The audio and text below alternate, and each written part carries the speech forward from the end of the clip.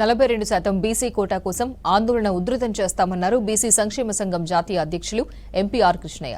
BC రిజర్వేషన్లపై high court స్టే ఇవ్వడాన్ని నిరసిస్తూ అక్టోబర్ 14న రాష్ట్ర బంద్కు పిలుపునిచ్చారు. బీసీ సంఘాలన్నీ ఆందోళనలో పాల్గొంటాయన్నారు. ఎన్నికల నోటిఫికేషన్ ఇచ్చాక కోర్టు స్టే ఇవ్వడం చరిత్రలో ఇదే తొలిసారన్నారు. 42% రిజర్వేషన్లు దక్కించుకునేందుకు ఎంతవరకైనా పోరాటం చేస్తామన్నారు. తెలంగాణ ఉద్యమం తరహాలో పోరాటం చేస్తామని హెచ్చరించారు.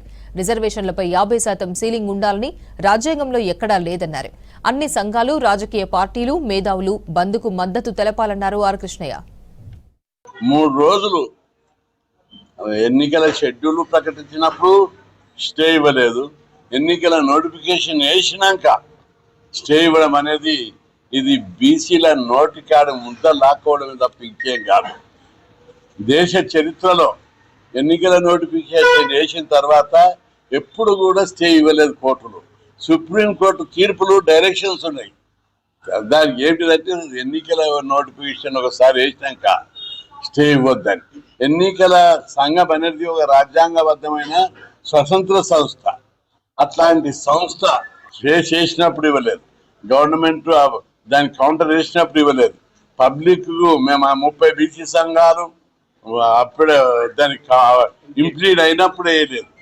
చివరకు ఒక రోజు అందరు అయినాక ఆర్గ్యుమెంట్ చేసినప్పుడు కూడా ఇవ్వలేదు. ఆ రోజు ఏమన్నారు, ఫస్ట్ డే మొన్న అన్ని ఇంప్లీడ్ అయినాక ఆర్గ్యుమెంట్ చేసినప్పుడు కోర్టు స్టే అడిగారు వాళ్ళు పిటిషనర్స్. అప్పుడు కోర్టు ఏమన్నది, ఈ దశలో మేము ఇవ్వలేము, ఎన్నికల షెడ్యూల్ ప్రకటించేది అని చెప్పారు. నిన్న ఏ కారణం చేత ఏ అదృశ్య శక్తులు ఇన్ఫ్లుయెన్స్ చేశారు, ఎందుకు ఇచ్చారో దానికి నిరసనగా రాష్ట్ర ప్రజలందరూ కూడా అనేక అనుమానాలు ఉన్నాయి. అగ్గాయం మండుతున్నారు. ఇది బీసీల నోటికాడి అన్న ముద్ద లాక్కోవడం. మేమేం తమాషా ఉందా? బీసీలు అంటే ఇంత చిన్న చూపు, ఇంత నిర్లక్ష్యమా? అరే, ఎన్నికల నోటిఫికేషన్ చేసిన చరిత్రలో ఎప్పుడు లేదు. ఒక రిజర్వేషన్లు ఇచ్చినప్పుడే మీరు స్టే ఇవ్వడంలో ఉద్దేశం ఏమిటిదని చెప్పి మేము ప్రశ్నిస్తున్నాం. దీని వెనుక తప్పనిసరి ఏదో కథ నడిచింది. దీన్ని తీవ్రంగా బీసీలంతా జీర్ణించుకోలేకపోతున్నారు. ఇది చాలా తీవ్రమైన విషయం. స్టే ఇవ్వడానికి కూడా బలమైన కారణాలు ఏమి లేవు. ఈ కేసు 9G వెనుక బలమైనటువంటి హేతుబద్ధమైనటువంటి గ్రౌండ్స్ ఉన్నాయి. ఎవరు కూడా దాన్ని రిజెక్ట్ రాష్ట్ర ప్రజలందరూ గమనించాలి. ఇది అలాంటప్పుడు జీవో కాదు, చాలా రాజ్యాంగం ప్రకారం వచ్చిన జీవో. రాజ్యాంగంలోని ఆర్టికల్ 243(d)(6) రాజ్యాంగం ఏమిచ్చింది?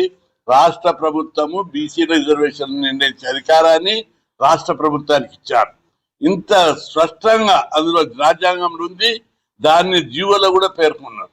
అయినప్పటికీ కూడా దాంతో పాటు గతంలో వచ్చినటువంటి సుప్రీంకోర్టు తీర్పులను కూడా దృష్టిలో పెట్టుకొని అసెంబ్లీలో చట్టం చేశారు. దాంతో మరింత బలం చేకూరింది. 3వ అంశం, సుప్రీంకోర్టు ఇచ్చినటువంటి విధంగా జనాభా లెక్కలు తీశారు. డెడికేటెడ్ కమిషన్ వేశారు.